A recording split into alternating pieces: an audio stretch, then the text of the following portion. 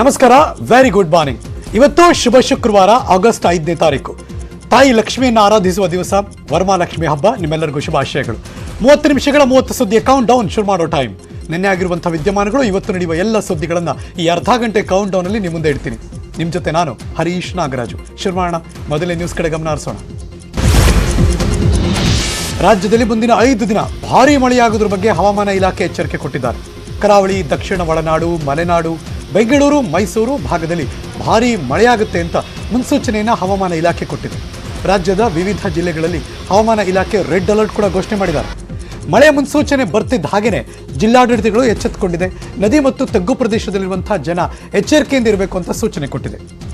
ಇನ್ನು ಅಧಿಕಾರಿಗಳು ಕೇಂದ್ರ ಸ್ಥಾನದಲ್ಲಿರುವಂತೆ ಕಂದಾಯ ಇಲಾಖೆ ಸೂಚನೆ ಕೊಟ್ಟಿದ್ದಾರೆ.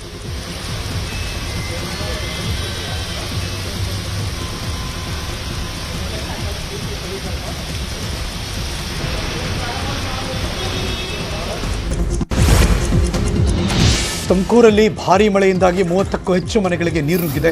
ಅಕ್ಕ ತಂಗಿಯ ಕೆರೆ ಭರ್ತಿಯಾಯಿತು. ನೀರು ಮನೆಗಳಿಗೆ ನುಗ್ಗಿದೆ. ಮನೆಯಿಂದ ಆಚೆಗೆ ಬರೋಕ್ಕಾಗದೆ ಹೊಸಳ್ಳಯ್ಯನ ತೋಟದ ಜನ ಪರದಾಡ್ತಿದ್ದಾರೆ. ಕಳೆದ 3 ದಿನಗಳಿಂದಲೂ ಕೂಡ ಆಶ್ರಯ ಇಲ್ಲದೆ ಜನ ಪರಿತಪಿಸ್ತಾ ಇದ್ದಾರೆ.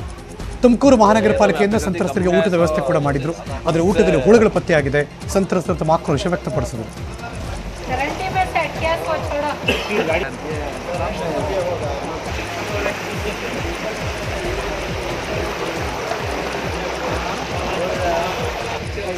ತುಮಕೂರು ಜಿಲ್ಲೆ ಕೆರೆಕಟ್ಟೆಗಳು, ಜಲಾಶಯಗಳು ಭರ್ತಿ ಹಿನ್ನೆಲೆಯಲ್ಲಿ ಕೆರೆ, ಕಟ್ಟೆ, ಜಲಾಶಯ ವೀಕ್ಷಣೆಗೆ ಸಾರ್ವಜನಿಕರಿಗೆ ನಿರ್ಬಂಧ ಹೇರಿ ಜಿಲ್ಲಾಡಳಿತ ಆದೇಶ ಮಾಡಿದೆ.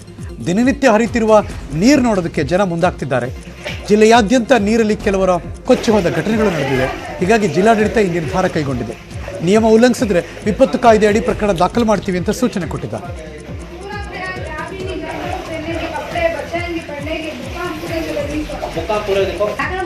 ದಿವಸದಿಂದ ನಮಗೆ ಭಾಳ ಕಷ್ಟ ಆಗ್ತಾ ಇದೆ. ಈಗ ಮಲಗಿದ್ವಿ, ರಾತ್ರಿ ಮಳೆ ಬಂತು, ತೀರ ಎಲ್ಲ ಕೆರೆ ಮುಚ್ಕೊಂಬಿಟ್ಟು ಬಂದು ನಮಗೆ ನೀರು ತುಂಬ್ಕೊಂಬಿಟ್ಟು ನಾವಿಲ್ಲಿ ಸುಮಾರು 25-30 ವರ್ಷದಿಂದ ಇಲ್ಲಿ ವಾಸವಾಗಿದ್ದೀವಿ.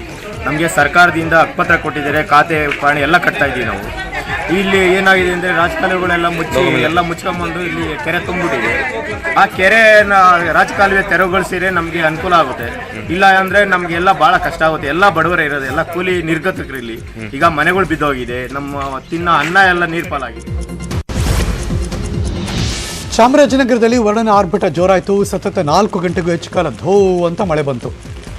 ಚನ್ನಿಪುರದ ಮೋಳೆ ಬಡಾವಣೆಯಲ್ಲಿ 2 ಮನೆ ಕುಸಿದೋಯ್ತು. 10 ಮನೆಗಳು ಮಳೆ ನೀರಿನಿಂದ ಜಲಾವೃತ ಆಯಿತು. ಜನಜೀವನ ಸಂಪೂರ್ಣ ಅಸ್ತವ್ಯಸ್ತ ಆಗೋಗಿದೆ. ಸೂಕ್ತ ಚರಂಡಿ ವ್ಯವಸ್ಥೆ ಇಲ್ಲದೆ ಮನೆಗಳಿಗೆ ಮಳೆ ನೀರು ನುಗ್ಗಿದೆ ಅಂತ ಜನ ಕೂಡ ಆಕ್ರೋಶ ವ್ಯಕ್ತಪಡಿಸಿದ್ದಾರೆ. ದವಸ ಧಾನ್ಯ ಪಾತ್ರೆ ನೀರಿನಲ್ಲಿ ಮುಳುಗೋಯ್ತು. ಮನೆಗಳಿಂದ ನೀರು ಹೊರ ಹಾಕೋದಕ್ಕೆ ಜನ ಹರಸಾಹಸ ಪಡ್ತಿರೋ ದೃಶ್ಯ ಕಂಡು ಬಂತು.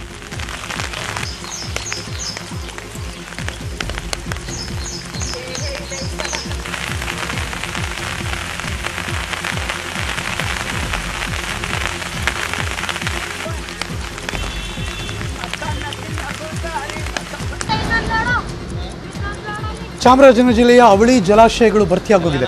ಒಂದೇ ವರ್ಷದಲ್ಲಿ 3ನೇ ಬಾರಿಗೆ ಅವಳಿ ಜಲಾಶಯ ಭರ್ತಿಯಾಗಿರೋದು.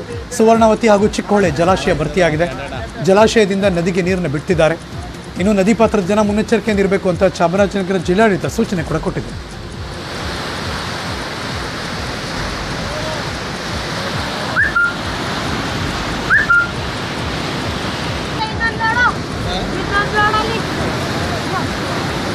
ಎಲ್ಲ ನಮ್ಮೂರು ಸೇತುವೆ ಹತ್ರ ನಿಂತ್ಕತ್ತ ಮರ ಬಿದ್ದದಲ್ಲ ಎಡಾಡ.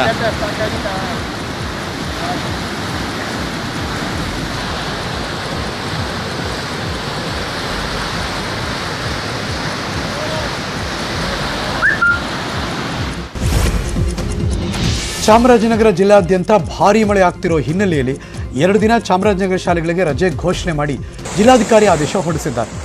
ಆಗಸ್ಟ್ 5 ಮತ್ತು 6ನೇ ತಾರೀಕು ಜಿಲ್ಲೆಯ ಎಲ್ಲ LKG, UKG ಪ್ರಾಥಮಿಕ ಹಾಗೂ ಪ್ರೌಢ ಶಾಲೆಗಳಿಗೆ ರಜೆ ಘೋಷಣೆ ಮಾಡಿ ಜಿಲ್ಲಾಧಿಕಾರಿ ಚಾರುಲತಾ ಸೋಮನ್ ಆದೇಶ ಹೊರಡಿಸಿದ್ದಾರೆ. ವಿದ್ಯಾರ್ಥಿಗಳ ಸುರಕ್ಷತೆ ದೃಷ್ಟಿಯಿಂದ ರಜೆ ಘೋಷಣೆ ಆದೇಶ ಹೊರಡಿಸಲಾಗಿದೆ. ಚಾಮರಾಜನಗರ ಜಿಲ್ಲೆಯಲ್ಲಿ ಭರ್ಜರಿ ಮಳೆ ಆಗ್ತಾ ಇದೆ. ಹಳ್ಳ ಕೊಳ್ಳ ತುಂಬಿ ಹರಿತಾ ಇದೆ. ಹಲವು ಕಡೆ ರಸ್ತೆಗಳ ಮೇಲೆ ನೀರು ಉಕ್ಕಿ ಹರಿತಾ ಇದೆ. ಹನೂರು ತಾಲೂಕಿನ ಗೋಪಿನಾಥಂ ಹೊಗೇನಕಲ್ ರಸ್ತೆ ಜಲಾವೃತ ಆಗೋಗಿದೆ. ನೀರು ತುಂಬಿದ ರಸ್ತೆಯಲ್ಲೇ KSRTC ಬಸ್ ಸಂಚಾರ ಮಾಡ್ತಾ ಇದೆ. ಅಪಾಯವನ್ನು ಲೆಕ್ಕಿಸದೆ ಬಸ್ ಚಲಾಯಿಸ್ತಾ ಇದ್ದಾರೆ ಚಾಲಕ.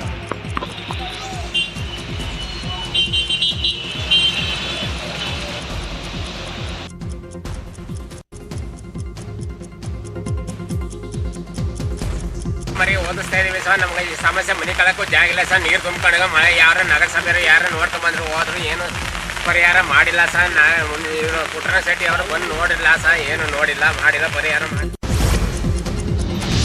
ದಾವಣಗೆರೆಯಲ್ಲಿ ಮಳೆರಾಯನ ಅಬ್ಬರ ಜೋರಾಗಿದೆ. ಜಿಲ್ಲಾದ್ಯಂತ ಸತತ ಸುರಿಯುತ್ತಿರುವಂತಹ ಮಳೆಗೆ ರೈತರು ಕಂಗಾಲಾಗಿದ್ದಾರೆ.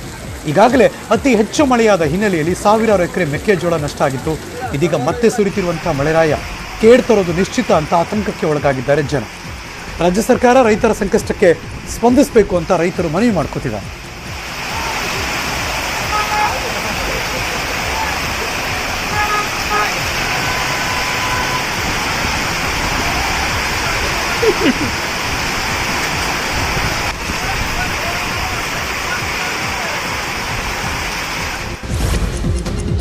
ಕೋಲಾರ ಜಿಲ್ಲೆಯಾದ್ಯಂತ ಕಳೆದ 5 ದಿನಗಳಿಂದ ಮಳೆ ಆರ್ಭಟ ಜೋರಾಗಿದೆ. 87 ಹೆಕ್ಟೇರ್ ಪ್ರದೇಶದಲ್ಲಿ ತೋಟಗಾರಿಕೆ ಬೆಳೆಗಳು ಕೂಡ ನಾಶ ಆಗೋಗಿದೆ.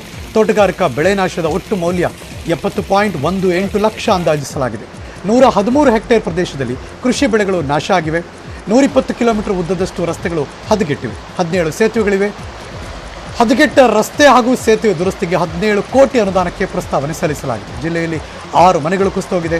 1 ಸಾವು ಸಂಭವಿಸಿದೆ ಅಂತ ಕೋಲಾರ ಜಿಲ್ಲಾಧಿಕಾರಿ ಡಾಕ್ಟರ್ ವೆಂಕಟರಾಜ ಮಾಹಿತಿ ಕೊಟ್ಟಿದ್ದಾರೆ.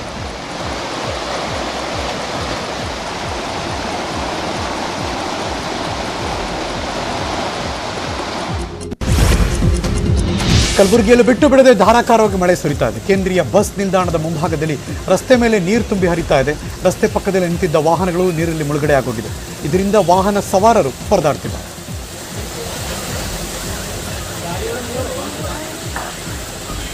ಕಲಬುರಗಿಯಲ್ಲಿ ಭಾರೀ ಮಳೆಯಿಂದಾಗಿ ಟ್ರಾಫಿಕ್ ಜಾಮ್ ಆಯಿತು.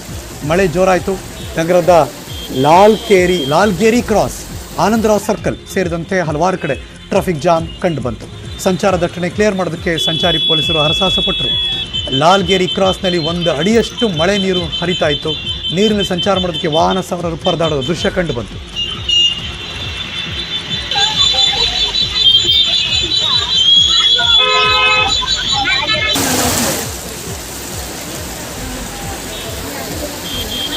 ಇನ್ನು ರಾಯಚೂರಿನಲ್ಲಿ ಎಡೆಬಿಡದೆ ಸುರಿತಾ ಇದೆ ಮಳೆ.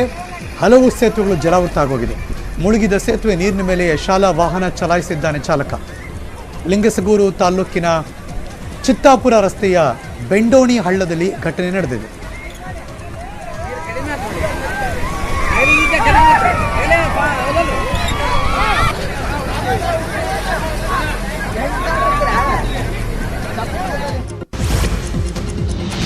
ಯಾದಗಿರಿಯಲ್ಲಿ ಮಳೆಯ ಅಬ್ಬರ ಮುಂದುವರಿತಾ ಇದೆ. ಭೀಮಾ ನದಿ ಉಕ್ಕಿ ಹರಿತಾ ಇದೆ. ಗುರಸಣಗಿ ಬ್ರಿಡ್ಜ್ ಕಮ್ ಬ್ಯಾರೇಜ್ನಿಂದ ಭೀಮಾ ನದಿಗೆ ಅಧಿಕ ಪ್ರಮಾಣದ ನೀರು ಬಿಡುಗಡೆ ಮಾಡಿದ್ದಾರೆ. ಯಾದಗಿರಿ ಜಿಲ್ಲೆಯ ವಡಗೇರ ತಾಲೂಕಿನ ಗುರಸಣಗಿ ಬ್ರಿಡ್ಜ್ ಕಮ್ ಬ್ಯಾರೇಜ್ ಇದು. ಕಲಬುರಗಿ ಜಿಲ್ಲೆಯ ಸನ್ನತಿ ಬ್ಯಾರೇಜ್ನಿಂದ ಗುರಸಣಗಿ ಬ್ಯಾರೇಜ್ಗೆ 70,000 ಕ್ಯೂಸೆಕ್ ನೀರು ಒಳಹರಿವು ಹೆಚ್ಚಾಗಿ ಮಾಡಿದ್ದಾರೆ. ಇದರಿಂದಾಗಿ ಭೀಮಾ ನದಿಗೆ 60,000 ಕ್ಯೂಸೆಕ್ ನೀರನ್ನು ಬಿಡುಗಡೆ ಮಾಡಿದ್ದಾರೆ. ಗುರಸಣಗಿ ಬ್ಯಾರೇಜ್ನಿಂದ 11 ಗೇಟ್ಗಳ ಮೂಲಕ ನೀರು ಬಿಡುಗಡೆ ಮಾಡಲಾಗಿದೆ. ದೇವಸ್ಥಾನಗಳು ಮುಳುಗಿದೆ. ಜಲ ದಿಗ್ಬಂಧನ ಉಂಟಾಗಿದೆ.